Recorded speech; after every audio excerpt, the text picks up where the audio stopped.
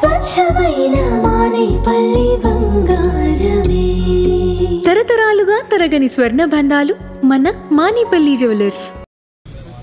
తెలంగాణ రాష్ట్ర ప్రభుత్వం పక్షాన ఉదయము మన గవర్నర్ గారిని కలిసి 9వ తేదీ నాడు తెలంగాణ తల్లి విగ్రహ ఆవిష్కరణ డాక్టర్ బిఆర్ అంబేద్కర్ గారి సచివాలయంలో శంకుస్థాపన దానికి సంబంధించినటువంటి ప్రారంభోత్సవం చేసుకునే సందర్భంగా రమ్మని ఆహ్వానించినాం.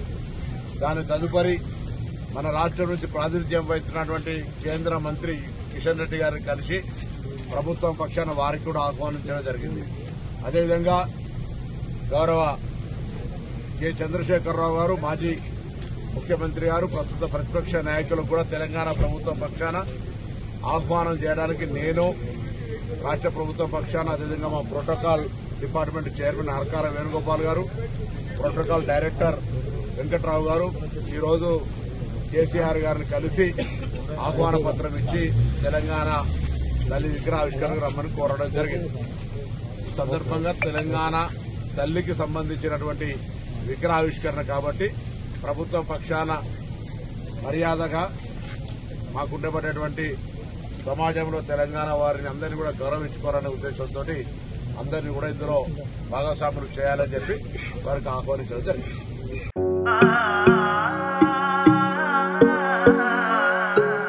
మనసైన మేని ఛాయా బంగారమే,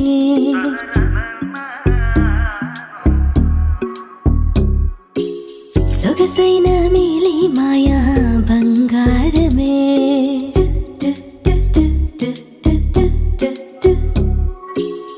అనుబంధాల హారం బంగారమే, అనురాగాల తీరం బంగారమే, నవ్యమైన నాణ్యమైన స్వచ్ఛమైన మానేపల్లి బంగారమే.